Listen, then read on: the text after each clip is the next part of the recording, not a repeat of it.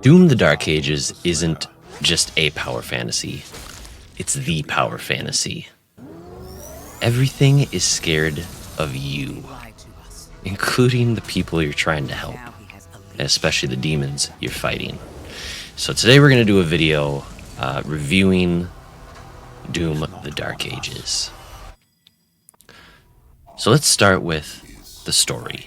The story is pretty much a prequel to the Doom 2016 version and Doom Eternal, telling the story about a demon prince trying to take over the world, and all that holds him back is you.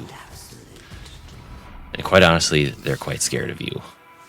So they spend the whole game trying to figure out how they can stop you.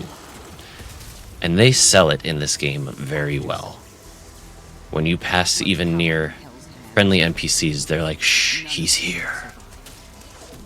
And the shots they do in the game, the angles and everything, just make it so you feel like the most powerful apex predator ever. Honestly, I know everybody complained about the story. I don't know why. Because it was serviceable. It did its job. It got me from point A to point B to point C. I don't think it was terrible at all. I mean, if you're going to compare it to something like Claire Obscure, that's not really fair. It's not really what this game's going for. The graphics. This game is running on, I think, the idTech engine version 8, and it looks fantastic. Characters are a little bit stiff when they're delivering their lines, but the skin tones look great. Everything looks really good and animates really well. I can't say that I really had any other issues with the graphics. They were just top notch. And the effects that the weapons produced when you were shooting things were fantastic. I will say in the graphics department, I found it easier, and I'm going to show this setting here, to turn on like around you where things are hitting you from, because there's plenty of times where I died not knowing where the enemies were that I died from. So turning on that setting for figuring out where you're getting shot from helps quite a bit. The world. So the world of Doom: The Dark Ages is part medieval, part heavy metal album cover, and even a little bit Gears of War, if I might be so bold to say. Even some of the characters look like they're from Gears of War with their armor and stuff. It's a very visually compelling world where, you know, there's deities and gods and all sorts of interesting things happening. It's a visual treat, I will say that. And in this game, with the world, it's a nice mix of that there'll be an open area level and then it'll be kind of a closed level. They give you a good variety of all of it. This is probably the biggest Doom game to date. And the variety was definitely nice. It wasn't all open.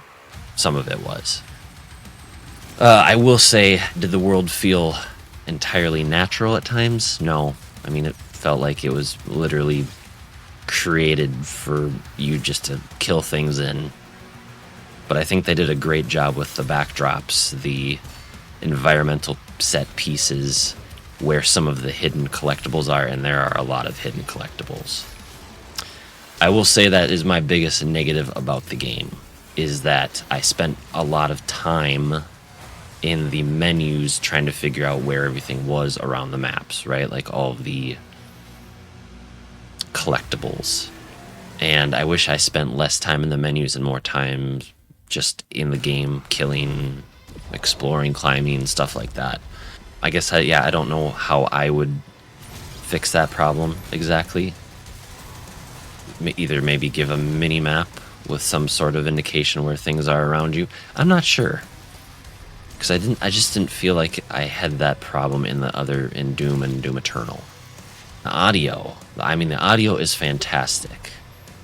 The soundtrack isn't the same person as the previous two games, but when the music hits and you're in your rhythm, there's nothing quite like it. Again, the voice acting's good. The sounds for all the guns, distinct. And, I mean, you get a cyber dragon. I don't know how, I mean, it's pretty awesome. I'm going to show something on a setting because the sound mix by default is quite interesting. It wasn't my favorite. So I'll show my settings for that I did that I thought was pretty nice. The combat system. So the combat system is super interesting. Honestly, the reason to play this game, because they give you a shield in this game, and that's, you can throw it kind of like Captain America, or you can shield bash things. And quite honestly, that's kind of where they changed things from the previous Doom. Doom Eternal kind of went vertical, and I know some people didn't like it. I honestly thought that has been the best Doom ever, was Eternal so far. So this one kind of makes you into a walking tank. And the way you kind of get around is by shield bashing into things that are farther away from you.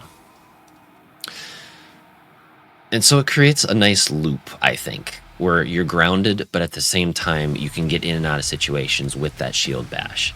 Now couple that with that you have a power gauntlet, you have a mace, and you have a flail. And those do different things, and you can upgrade them.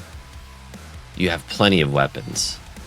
Plenty of different weapons that do plenty of different things. Some weapons are better for some enemies, and some are, you know, just depends on the enemy. You have a gun for that situation.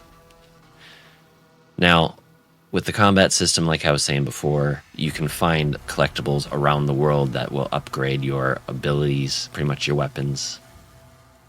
And you will find optional bosses that'll upgrade your ammo, health, and armor. So it's a good game. It's a fantastic gameplay loop. Like I said, I think my biggest gripe was that I just kept being pulled out of the game. So I was looking at how I can get everything in the level. And I think that's the only thing that I would try to fix, and I don't really have a good thought about it other than maybe making a mini map, maybe making like a certain kind of guitar solo for when you get close to something like that, so you kind of just stay in the game and then you're looking around finding this stuff more naturally. But I get why they would give you a map, because some of these levels are like a decent size and some of these collectibles are deviously hidden, I'll tell you that. So I would give Doom the Dark Ages a solid 4 out of 5. Like I said, I'm not really like most people are saying the story's not good. I think it's pretty good. I think it's alright. It does pretty good. Honestly, the way I'd rate these games is Doom Eternal, Doom 2016, and then Doom the Dark Ages.